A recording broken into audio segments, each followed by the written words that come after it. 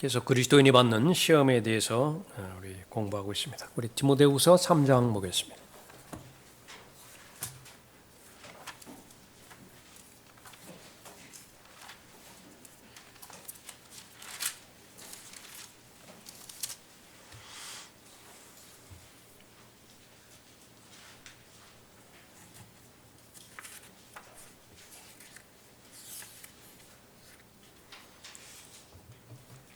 삼장 1절에 또 이것을 알라 마지막 날들에 아주 어려운 때가 오리라.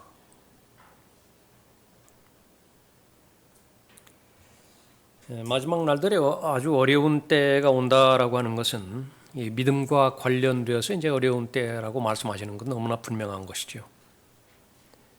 그러니까 지금까지 우리가 살펴본 그런 내용들에 의하면 어려움을 주는 것이 이제 마귀가 주는 것인데 시험과 유혹의 과정들을 통해서 믿음이 형성되어지는 그 중심은 바로 마음이고요. 의심이 또 들어와서 불신이 죄가 착상되어지는 것도 동일한 마음입니다. 마음이 어려워지는 것이에요. 제일 먼저 진리가 선포되어질 때 그 진리에 대해서 반드시 의심을 넣어주는 마귀의 공격이 뒤따릅니다. 이것은 어느 영역에 있어서나 의식적으로 늘 인식할 수 있어야 됩니다. 왜냐하면 그 성경에서 시작이 그렇게 시작되는 것이니까요. 하나님께서 첫사람 아담에게 진리의 말씀을 선포해 주셨습니다. 너는 무슨 목적으로 창조되었고 그 창조의 목적이 실행되기 위해서는 반드시 하나님의 말씀에 순종해야 된다라고 하는 것을 말씀해 주셨는데 그 말씀이 끝나자마자 마귀는 그 의심을 넣어줬죠. 그런데 그 하나님의 진리의 말씀을 붙잡기를 거부하고 그 진리를 수용해버린 것입니다. 미혹된 거예요. 그러니까 미혹으로부터 시작됩니다. 그러니까 진리와 순수한 진리의 말씀이죠. 진리의 내용이 70%, 80% 들어있지만은 나머지 부분에 대해서는 진리가 아니에요. 혼동되어 있다, 혼합되어 있습니다. 그러니까 그것을 거짓이라고 말하는데 거짓을 받아들이도록 미혹당하죠. 미혹당하는 즉시로 마음이 어두워지고 마음이 완악해지고 마음이 딱딱해집니다. 그것은 아담의 마음에 있어서만 있는 것이 아니라 예수님께서 씨 뿌리는 자의 비유, 대표적으로 말씀하신 말씀과 관련된 가르침에 있어서 모든 경륜, 모든 사람에게 그대로 일반적으로 보편적으로 적용되어지는 진리예요. 마음을 어떻게 관리할 수 있느냐, 마음을 어떻게 지킬 수 있느냐, 그것이 쉬운 삶이 되어지기도 하고 어려운 삶이 되어지기도 합니다. 성경에서는 부정적인 진리를 계속해서 알려주시고 그것을 배울 수 있어야 된다 말씀하시죠. 고린도전서 15장 3절 4절에서 복음, 기쁜 소식인데 그 기쁜 소식을 이루는 4분의 3은 부정적인 내용이에요. 마찬가지로 씨 뿌리는 자의 비유에 있어서 4분의 3, 그건 열매를 맺지 못해요. 어디에 잘못이 있는 것이냐 그러면 마음을 지키는데 실패해버렸습니다. 하나님 책임도 아니고요. 환경의 책임도 아닙니다. 이건 본인 책임이에요. 그래서 이 마지막 날들의 어려운 때가 올 텐데 이것은 어떤 경륜에서 경험하지 못했던 어려운 때가 올 것이다.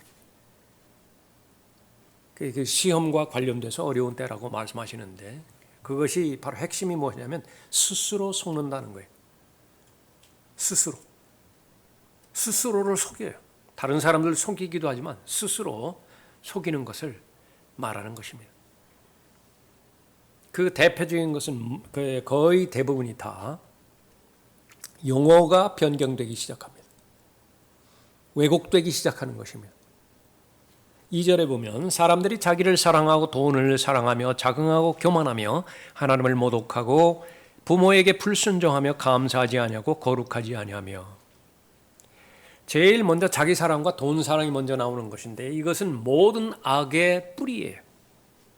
그러니까 시험은 거의 대부분 무엇을 통해서 오는 것이냐 그러면 돈을 통해서 옵니다. 다 참심을 통해서 오는 것입니다. 하나님이 얼마든지 우상이 될 수 있어요. 무서운 일입니다.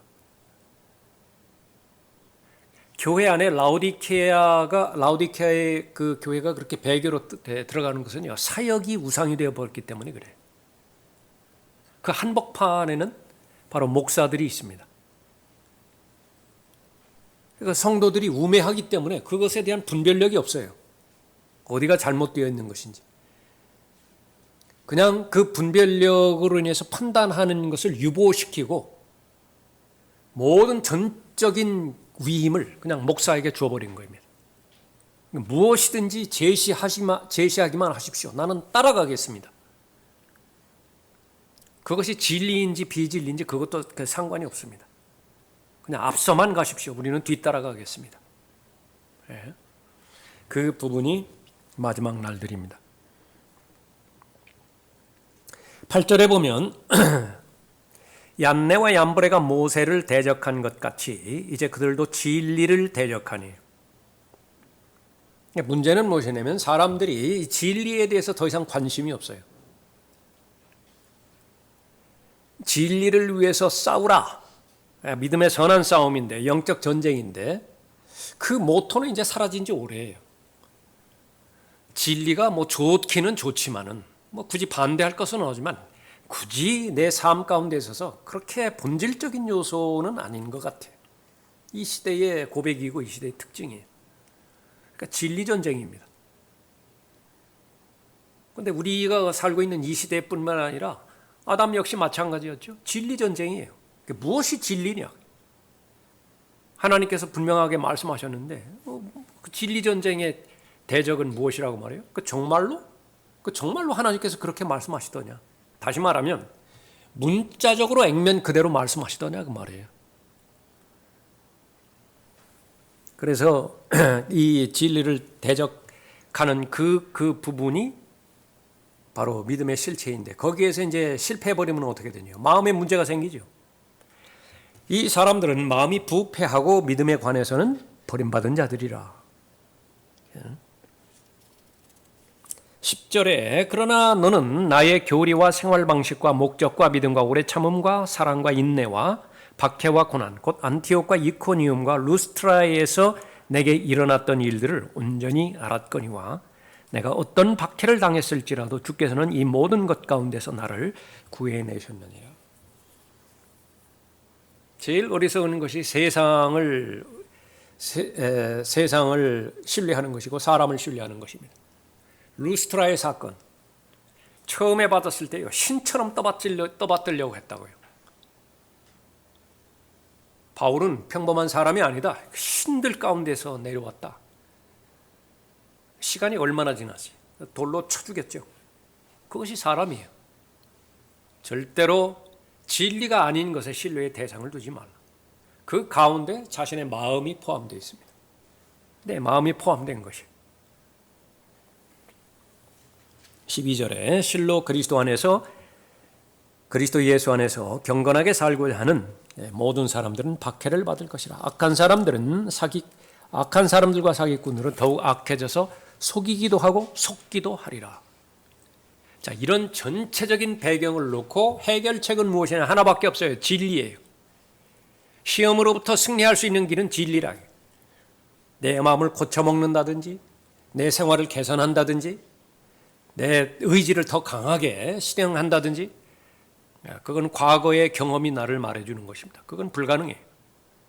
그 진리의 힘으로 진리의 능력으로 그 시험을 이길 수 있어야 되는데 그 시험은 마음을 지키는 데 있어서 실패한 그런 그 시험이죠. 그러나 너는 내가 배운 것과 확실한 것에 꾸준히 거하라. 언제까지 꾸준히 거해요? 하나님께서 부르시는 그 부름에 두 통로가 있는 것인데 어느 곳으로 부를지 몰라요. 하나는 죽음을 통해서 부르실 것이고 하나는 공중의 휴거를 통해서 부르실 거예요. 그러니까 그때까지 꾸준히 거하라. 근데 또 어릴 때부터 내가 성경을 알았으니 그 성경은 너로 그리스도 예수 안에 있는 믿음으로 인하여 구원에 이르도록 지혜롭게 할 수 있느니라. 구원에 이르도록 가장 가까운 운맥적인 상황에서 이 구원은 뭐죠? 바로 전절까지 말했던 아주 어려운 날들로부터 구원받을 거예요. 돈 사랑과 자기 사랑으로부터 어떻게 구원을 받을 것이냐. 사람들이 항상 배우지만은 진리의 지식에 이르지 못하는데 그 거짓된 지식으로부터 어떻게 구원받을 것이냐. 사람들은 악해져서 속이기도 하고 속기도 할 것인데 그 미혹으로부터 어떻게 구원받을 것이냐. 성경 하나밖에 없다. 구원에 이르도록 지혜롭게 할 수 있느니라. 모든 성경은 하나님의 영감으로 주어진 것으로 교리와 책망과 바로잡음과 의로 훈육하기에 유익하니 그 유익한 결과는 이제 어떻게 되는 것이? 마땅히 살아야 되는 거룩한 삶, 마땅히 살아야 되는 선한 일들에 철저히 구비되어지는 삶을 가능하게 해줘요. 17절이죠. 이는 하나님의 사람이 온전하게 되면 이제 무엇으로부터 자유롭게 되어지죠? 3장 1절에서 말하는 어려운 날들로부터 자유롭게 되어지는 것입니다. 안전해요. 안전하다. 아무리 많은 지뢰가 묻혀졌다 한다 하더라도 거기에 지뢰가 묵혀져 있다는 마크가 거기 꽂혀 있다고요. 안전하죠. 아무리 눈에 보이지 않는다 하더라도 칠흑 같은 어둠이라 하더라도 야간 투시경을 내가 지금 가지고 있다. 그 투시경을 장착하고서 바라보는데 뭐가 어려워요? 안전하게 되어지는 거죠. 성경입니다. 이는 하나님의 사람이 온전하게 되며 모든 선한 일에 철저히 구비되게 하려 함이라. 그렇게 말씀하고 있는 것입니다. 자, 이것이 바로 은혜 가운데 강건한 삶을 사는 것이고요. 또 구원해 주신 목적대로 잘 살아가는 삶을 살아가는 것입니다. 아무런 어려움이 없는 삶, 무사안일한 삶, 그것이 삶의 목적일 때 이미 시험에 걸려 넘어가버린 것이 아무런 사고가 없다, 아무런 어려움이 없다, 아무런 저항이 없다. 그래서 나는 은혜 가운데 살아간다. 나는 시험으로부터 자유로운 삶을 살아간다. 이미 미혹되어 있다라고 하는 것을 말하는 것입니다. 거의 대부분의 사람들이 시험에 실패할 때, 그것은 형통할 때 실패했다. 그렇게 지난 시간에 살펴봤습니다. 다윗의 경우가 바로 그러했던 것이죠. 모든 것이 다 잘 되어 간다라고 한다면 무엇 때문에 기도할 것이냐? 무엇이 진짜 평안이고 무엇이 가짜 평안인 것인지 그것을 잘 알 수 있도록 해 주시라고 기도하는 것이죠. 특정한 죄를 짓는 것에 대해서 마음 아파하고 자백하고 돌이키려고 하는데 거기에는 아무런 이상이 없습니다. 그러나 분명하게 은혜 받는 삶의 증거가 지금 드러나질 않아요. 그 부분에 대해서는 문제를 제기하고 있는 것인가? 스스로에게. 라오디케아 교회, 적어도 라오디케아 교회는 문제가 되지를 않아요. 그런 것이 무슨 문제냐? 더욱더 예수 그리스도를 알아가는 데 있어서 배고파하고 목말라하고 그것이 예수 그리스도를 가장 잘 배우고 가장 잘 따랐던 사람의 고백이기도 하고 삶의 입증이기도 한데 표대를 잡은 것이 아니에요. 아직 안 잡혔어요. 목표가 이루어진 것이 아니라고요. 그런데 그것이 이루어질 때까지 완성될 때까지는 나는 멈추지 않아요. 계속 달려갈 것입니다. 달려가지 못하게 만드는 것이 무엇이냐? 무엇이 지금 나를 정체하게 만드는 것이냐? 안주하게 만드는 것이고 이제는 느긋한 마음으로 관람하게 만드는 것이에요. 수는 얼마 되지 않지만 계속 뛰고 있는 사람이 있거든요. 근데 나는 그 뛰는 것을 멈추고 관람을 해요. 평가를 해요. 잘 뛰는데? 이런 부분에서는 단점을 보완했으면 좋겠는데? 무엇이 그렇게 만드는 것이냐? 그것이 바로 사도 바울의 고백에 의한다라고 한다면 그렇게 만드는 것이 가장 가치 있어 보이고 고귀해 보이고 또 사람들이 부러워해 보이는 것이라 하더라도 자신은 똥으로 여겨버리겠다. 배설물로 여기겠다. 아주 마음에 굵은 기준점을 놓고 예수 그리스도를 배우는 데 있어서 방해가 되지는 것. 다시 말하면 교만하게 만드는 것이거든요. 겸손할 때에만 예수 그리스도를 배워야 되는. 예수 그리스도의 거의 동격인데 뭘 배워요? 그러니까 내가 후보자 시절이고 초년병 시절이고 그럴 때는 코치 말 듣고 감독 말 듣고 그랬지만 지금은 거의 그 코치 수준에 같이 와졌는데 내가 또 그 코치 말을 그렇게 들어야 되느냐 그 말이죠. 더 이상 배울 게 없어요. 사람의 관계에 있어서는 얼마든지 그렇게 성장해서 그렇게 되지만은요. 그러니까 예수 그리스도는 그런 분이 아니잖아요. 근데 시험이 바로 그것을 만드는 것입니다. 정상적인 그리스도인의 삶에서는 이 겸손의 상태가 늘 유지되는 것입니다. 어떤 상황과 여건에 있어서든지 나는 늘 말씀을 들어야 되는 사람이고 필요로 하는 사람이에요. 처음에 초심, 내가 하나님의 진리의 말씀을 알았을 때의 마음의 열정, 정상적이라고 한다면 그것은 아주 가장 작은 부분이 되어야 되겠죠. 시간이 흐르면 흐를수록 그 열정과 그 사모함은 더 커져야 되겠죠. 첫사랑부터 시작되어지는 것이 그리스도인의 삶이라고 한다면 그 첫사랑은 유지하는 데 의미가 있지 않아요. 그건 절대로 그래서는 안 돼요. 그 첫사랑은 점점 더 자라야 됩니다. 점점 더 커져야 되죠. 언제까지 그 첫사랑이 발견된다 그렇게 해서 안심할 것이냐? 그것은 아니라고 말이에요. 그런데 시험이 그것을 불가능하게 만드는 것입니다. 계속해서 하나님의 말씀을 알아가면서 분별력이 더 커지죠. 자신을 성찰하고 환경을 성찰할 수 있는 그런 능력이 더 배가가 되어지는 것입니다. 모든 것들을 거의 대부분의 사물들, 대부분의 상황과 여건들을 하나님의 관점에서 바라볼 수 있는 영적인 안목이 생기는 것입니다. 자유로워요. 가장 안전하다고요. 그러니까 무엇을 하든지 다른 사람하고는 이견이 있어요. 다른 사람하고는 충돌이 있을 수 있지만은 적어도 하나님과는 동의가 되어져요. 그러니까 그분과는 계속해서 동행이 가능하게 되어지는 것입니다. 가장 안전한 삶이고 가장 쉬운 삶인 것입니다. 겸손한 마음이고요. 배우고자 하는 마음, 정직하고 투명한 마음입니다. 그 양심이 늘 자기 기능을 행할 수 있어야 되죠. 그것이 바로 은혜 받은 사람의 특징인 것입니다. 정말 두려워해야 되는 것은 무엇이냐? 그 외부적으로는 죄를 두려워해야 되고요. 내부적으로는 하나님의 은혜를 받지 못하는 상태가 지속되어지는 것을 내가 감지하는데 그것이 두렵지가 않아요. 너무나 오래되었기 때문에 전혀 두려움을 갖지 않는다. 그래서 조금 전에 살펴봤지만 특정한 죄에 대해서 범죄하는 것은 회개하고 자백하고 바로 잡으려고 애쓰지만은 그러나 나와 거리가 이미 멀어진 상태. 그 전에는 친했다고요.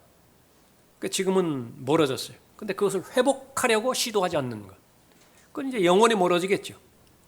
그 동창과는 영원히 멀어질 것이라고요. 하나님도 얼마든지 그런 상태가 되어야 되는 것인데요.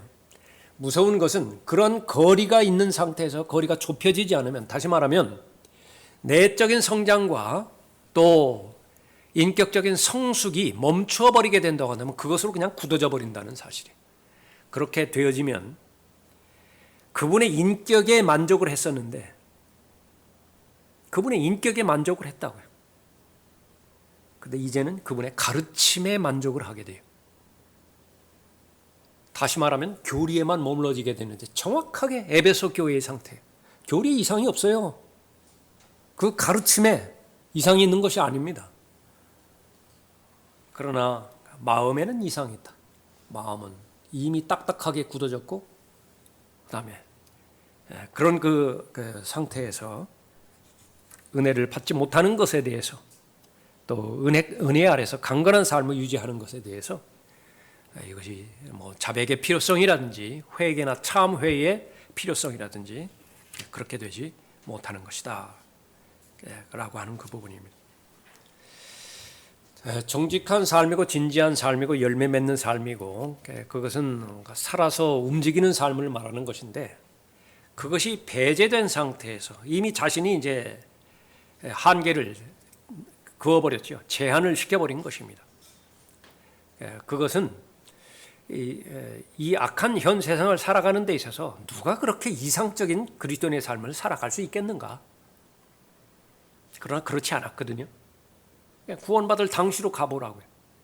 진리의 지식을 깨달았을 그 초신자의 시절로 가보라고요.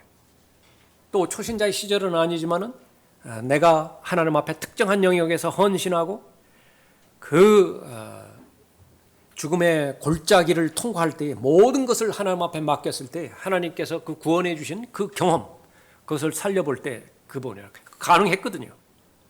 성령 안에서 의와 화평과 기쁨을 경험하는 삶이 가능했어요. 불가능한 것이 아니라고요. 그런데 지금은 왜 불가능하게 되어지는 것이냐? 성경은 명확하게 말하고 있는 것이냐? 시험이 와서 시험에 빠진 거예요. 시험에 든 거예요. 그래서 마음이 지금 이상이 생기게 된 것이다. 그런데 이제 자꾸 대체하려고 하죠. 그 본질적인 마음의 회복하는 데 있어서는 온전히 하나님을 신뢰하는 것 이외에는 불가능하니까. 그러나 거기까지 가기는 힘들고요. 그러니까 자꾸 대체시키려고 하는 거예요. 그것 가운데 하나가 이제 하나님 앞에 경배로 대체하려고 한다든지, 종교의 다양한 형태로 대체시키려고 한다든지, 아니면 지식으로 대체시키려고 하는 것인지. 변화되기를 포기하는데 왜 지식을 필요로 하죠?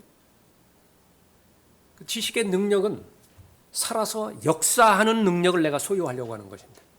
왜냐하면 지금까지 이 죄에 대해서는 끊지를 못했거든요. 하나님의 말씀을 알아야 이 죄를 해결할 수 있다고요. 그 목적이 아니라고 한다면 무엇 때문에 지식을 추구하는 것이냐? 나의 변화된 삶이라고요. 지금까지 30의 열매를 맺었는데 나는 60의 열매를 맺고자 하는 강한 열망이 있다고요. 그것을 가능하게 하는 것은 말씀이죠. 그 목적으로, 그 동기로 말씀을 추구하고 알려주신 말씀에 내 자신을 온전히 드림으로 인해서, 도구로 드리고 불사름으로 인해서 열매를 맺게 되는 것인데, 그 목적이 아니라고 한다면 왜 설교를 들어야 되죠? 그것이 바로 시험의 원인이 되어지기도 하는 것입니다. 교회는 배교로 끝나게 되어지죠. 그러나 배교에서 구원받을 수 있는 길이 하나님의 말씀 가운데서 하나님의 교리로 우리에게 제시되어지는 것입니다. 반드시 시험을 이겨야 돼요. 시험을 이기지 못하면 배교에서 구해냄을 받지 못하기 때문에 그렇습니다. 철저하게 마음의 문제이고 이것은 생각의 문제인 것입니다. 어떻게 시험에서 이길 것이냐? 이거는 포기하지 않아야 됩니다. 무엇을 포기하지 말아야 되는 것이냐? 하나님께서 응답을 주실 때까지 계속해서 간구해야 돼요. 고린도후서 12장 보겠습니다.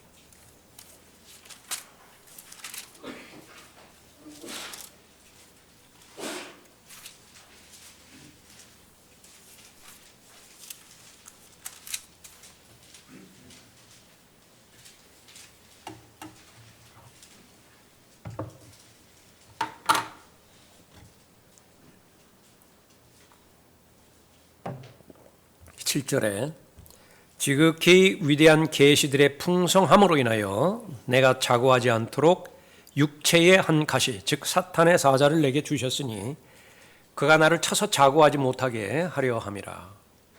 지극히 위대한 계시들의 풍성함, 이 자체는 중립이에요. 얼마든지 선으로 연결될 수도 있고 악으로 치달을 수도 있어요. 무엇에 관련돼서? 마음의 태도입니다. 그 출처가 어디로부터 온 것이냐? 하나님으로부터 왔다. 이 출처가 지금 내가 누리고 있는 이 재산과 부와 명예, 이것 출처는 어디에서 온 것이냐? 아버지로부터 온 것이거든요. 그런데 그것을 상속을 받을 그 시점이라든지 그 초창기라든지 아무 이상이 없어요. 그런데 시간이 조금 흐르고 나서는 이제 아버지의 존재를 지워버리기 시작합니다. 그러니까 남는 것은 지금 변함이 없어요. 과거나 현재나 지금 누리고 소유하고 있는 것은 있지만은, 그러나 마음에 감사로 대표되는 태도, 그거는 흔적이 없다고요. 바로 바울의 상태가 바로 그 부분입니다. 그것을 말하고 있어요. 가자 지극히 위대한 계시들의 풍성함으로 인하여 내가 자고하지 않도록 육체의 한 가시 즉 사탄의 사자를 내게 주셨으니 그가 나를 쳐서 자고하지 못하게 하려 하심이라. 이것이 나중에 알고 봤더니 은혜의 한 방편이었죠. 그런데 이것을 싫다고 해요. 육신은 이것을 거부해요. 아무리 좋은 의도라 하더라도 아픈 것은 거부를 해요. 그래서 3번 간구를 했습니다. 이를 위하여 3번이나 그것을 내게서 제거해달라고 주께 간구했는데, 그러나 이때에 바울의 그 마음은 아주 순수한 마음입니다. 이것이 사탄의 공격인 것인지 몰라요. 분별이 없다고요 지금. 그러니까 분별이 없으니까 일단 보고해드리고요. 빌보서 4장 6절에 있는 것처럼 자신이 가르친 대로 일단 보고해드린다. 이제 너무 아픕니다. 너무 괴롭습니다. 그리고 하나님의 뜻이라고 한다면 이 부분으로부터 해결해 주십시오. 한 번 기도했죠. 응답이 없어요. 2번, 3번 기도했다. 그러니까 하나님께서 응답을 주세요. 포기하지 않아야 된다라고 하는 것입니다. 그 목적을 이제 알았죠. 9절에 주께서 내게 말씀하시기를 내 은혜가 내게 충분하도다. 이는 내 능력이 약한 데서 온전하게 됨이니라. 너에게 가장 필요로 하는 것은 처음부터 마지막까지 하나님의 능력이 나의 능력이다. 그런데 내가 자고해지는 순간 나의 능력은 단절돼 버린다. 하나님의 은혜 없이는 우리는 존재가 의미가 없는 것인데, 하나님의 은혜에 많은 방편들이 있어요. 대표적인 것이 말씀과 기도지요. 말씀이라고 하는 통로를 통해서 하나님께서 은혜를 주십니다. 기도라고 하는 통로를 통해서 하나님께서 은혜를 주세요. 환경은 아닌가요? 수많은 다양한 환경들, 그 환경들은 좋아 보이는 환경도 있고 나빠 보이는 환경도 있어요. 그러나 공통적인 것은 다 선해요. 다 좋은 것입니다. 다만 나빠 보일 뿐이에요. 또 이 하나님의 은혜로 지금의 내가 되었다라고 고백한 고린도전서 15장 10절에 거의 대부분을 차지하는 것은 사람들입니다. 사람들이에요. 그 사람들 가운데서 프리스킬라와 아킬라와 같이 바울의 사역을 돕기 위해서 바울에게 생명을 내놓은 헌신적인 사역자들이 있었던 것은 분명한 사실이에요. 그러나 바울을 박해하고 또 바울을 방해하고 바울을 심지어 죽이려고까지 했던 수많은 대적들, 역시 마찬가지로 하나님의 은혜의 방편이에요. 그런 대적들이 없다라고 한다면 바로 본문에서 언급하는 것처럼 계시의 풍성함을 통해서 자고해지는 것만이 아니라 모든 하는 일들이 잘 풀린다. 그것은 바로 타락한 아담 안에 깊이 뿌리 박힌 교만의 마음이 거기에 있게 되어지는 거죠. 그것을 바로 해결하는 것이 하나님 앞에 더 가까이 다가가는 것이고 제거하는 것이었습니다. 하나님의 능력, 하나님의 은혜 가운데 있다고 한다면 이 지상에서의 사람의 의미, 그것은 하나도 부족함이 없는 것입니다. 그것은 무엇이죠? 항상 기뻐할 수 있고요. 모든 일에 감사할 수 있고 늘 기도가 중단되지 않을 수 있습니다. 그 3개면은 다 되는 거예요. 그 3가지가 계속 일어난다. 어제도 일어났고 오늘도 일어났다. 그럼 그거 하나님의 관점에서는 더 필요한 것이 없어요. 그럼 다 이루어졌다. 그것이 강하면 강할수록 하나님의 은혜 가운데서 강건한 삶을 사는 사람이. 바울의 경우가 바로 그렇다. 10절에 그러므로 내가 그리스도를 위하여 약한 것들과 모욕과 궁핍과 박해와 곤경을 기뻐하노니.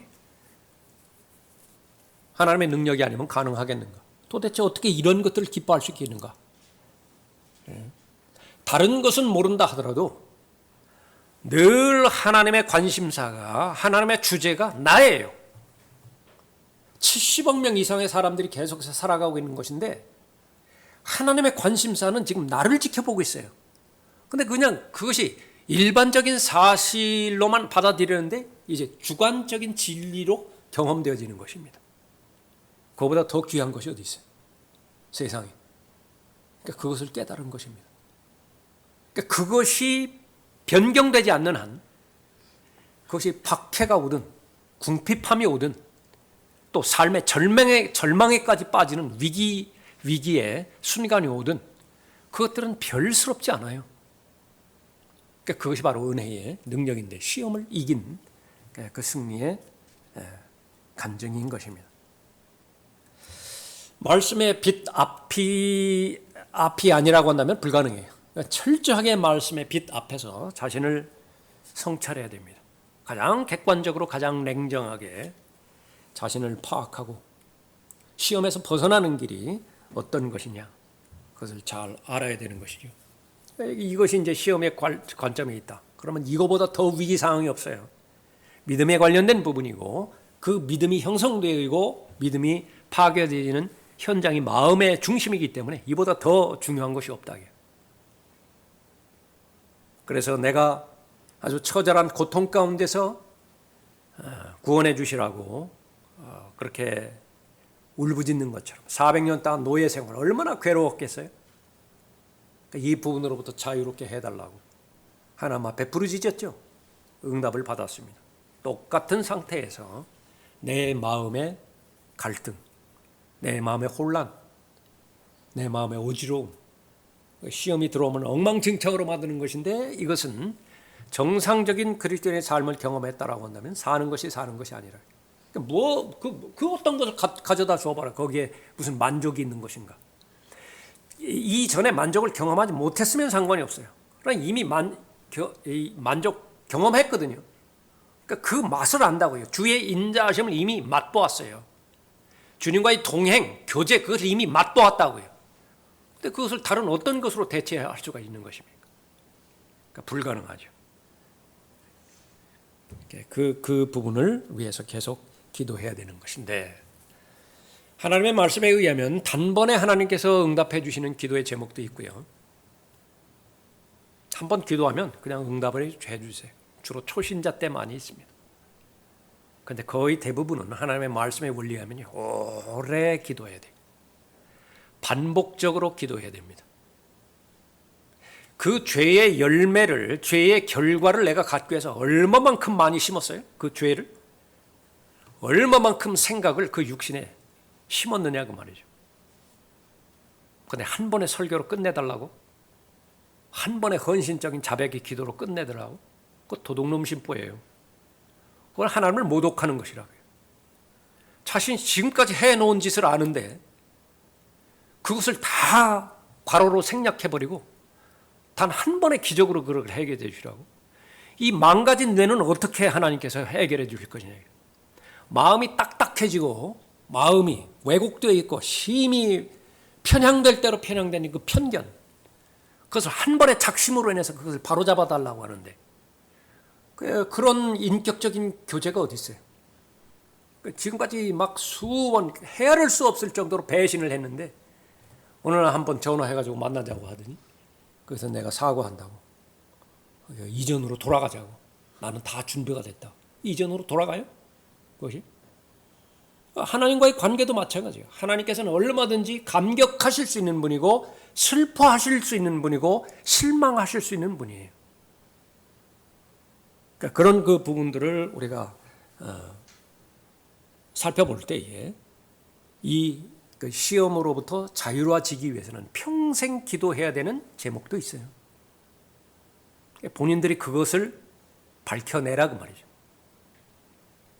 비가 오든 눈이 오든 자신의 생명을 붙어 있기 위해서는요. 사흘에 한 번, 나흘에 한 번 투석을 해야 돼요.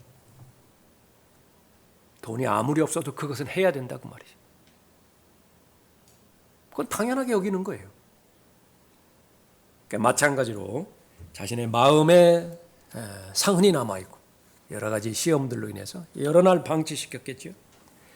그것을 수없이 반복되게 하나님 앞에 불순종함으로 인해서 하나님의 은혜를 다 빼앗기고 그나마 형성된 믿음도 다 파괴되어 버리는데 그것을 단번에 이루려고 한다라고 한다면 그 또 한 번 속는 것이다. 그것은 할 수 있는 범위 내에서 하나씩 하나씩 해 나가야 돼. 위에서 번개를 내려주셔서 그것을 막 불을 일으켜 주실 수 그렇게도 가능하신 분이지만 그러나 거의 대부분의 많은 경우에는요.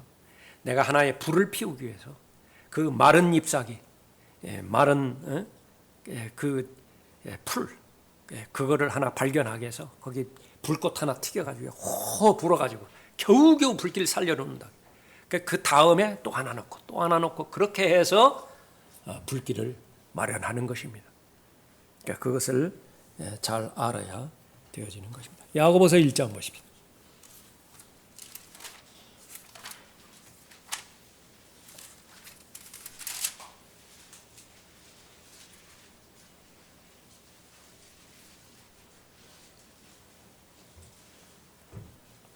이 절에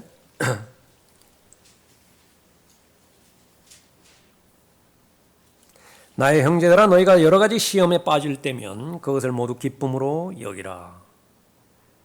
전화위복이 될 수 있기 때문에 그런 거지요. 또 하나님께서 그것을 허용하는 것은 시험의 과정을 통해서 믿음의 연단이 가능하기 때문에 그런 것입니다. 이는 너희 믿음의 시련이 인내를 만들어내는 줄을 너희가 알미라. 그러나 인내를 온전히 이루라. 이는 너희가 온전하고 잘 갖추어져 아무것도 부족함이 없게 하려 함이라. 하나님께서 지성을 주셨죠. 왜냐하면 지혜와 계시의 영이 지성을 통해서만 작용하기 때문에 그렇습니다. 나에게 지성이 없다. 지혜와 계시의 영은 아무런 역사가 없습니다. 이성이에요.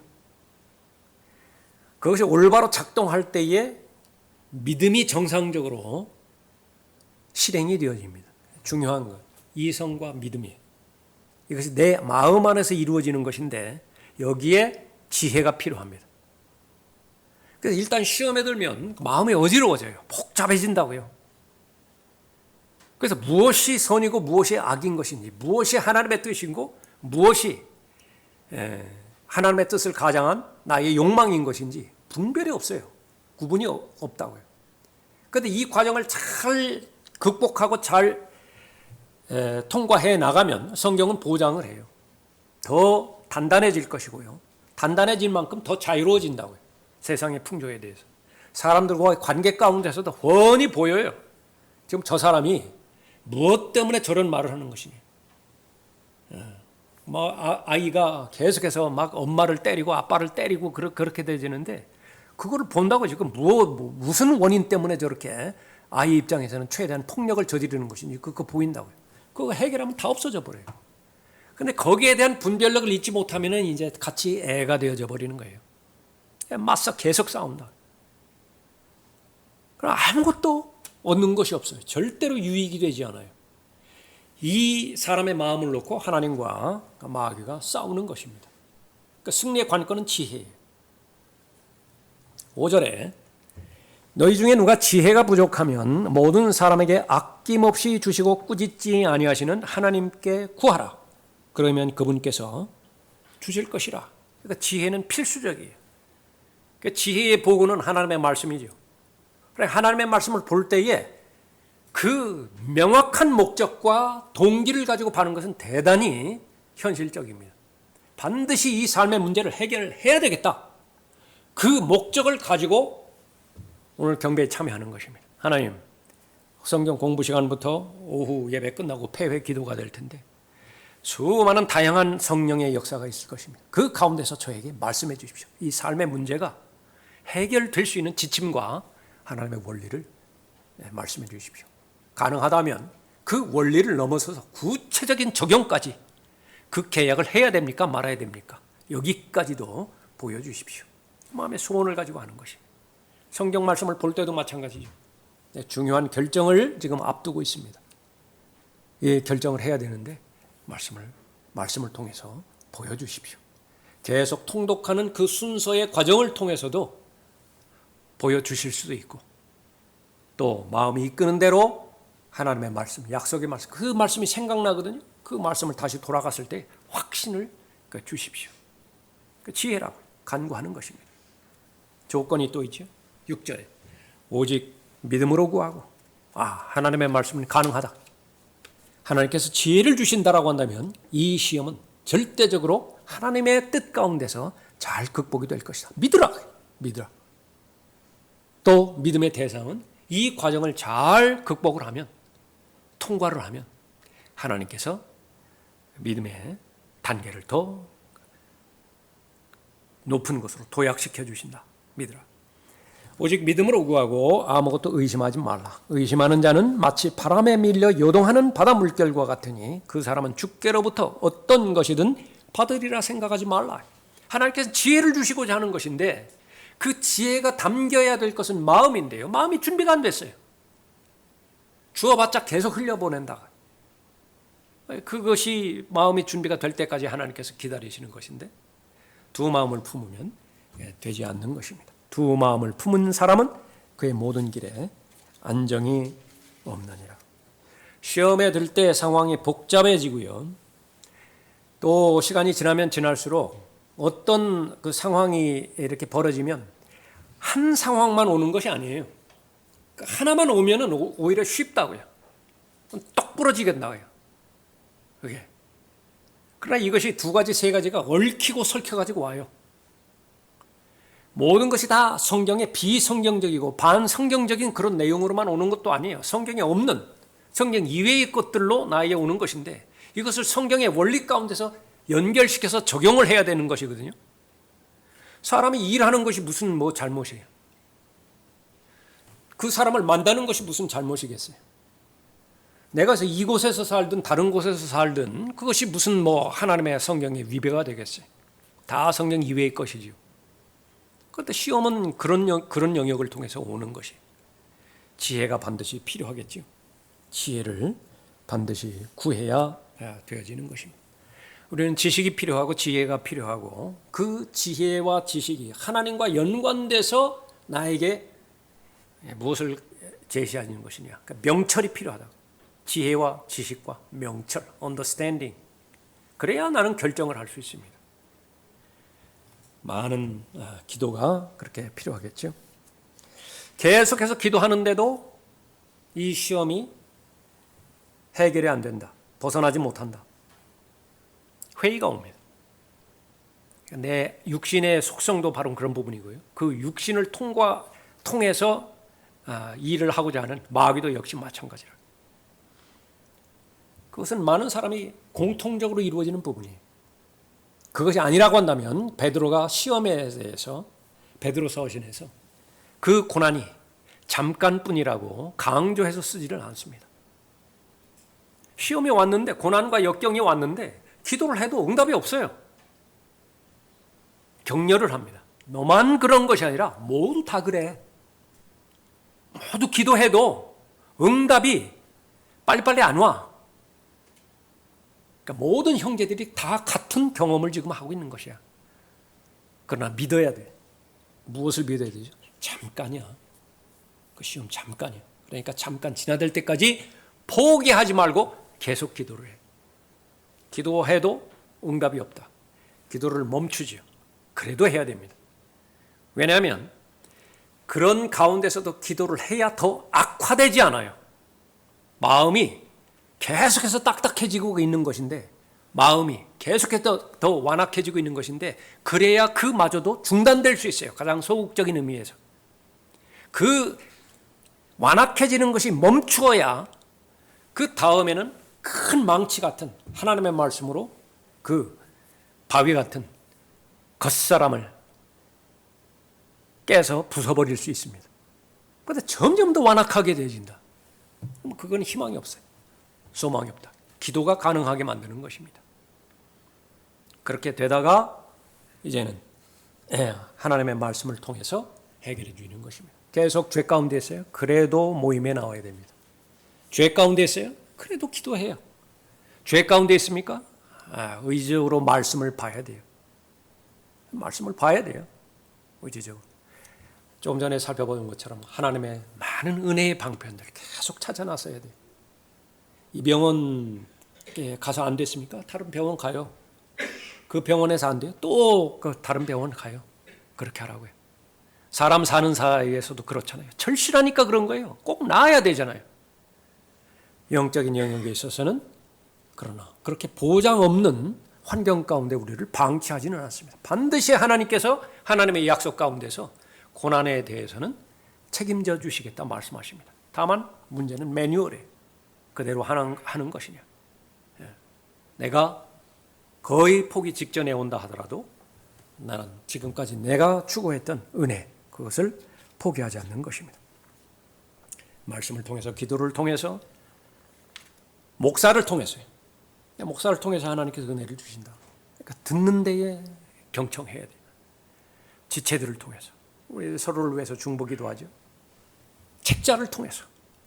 책자를 읽다가 또 내 문제를 해결받기도 하는 것입니다. 그러니까 모든 것을 다 열어놓아야 돼요.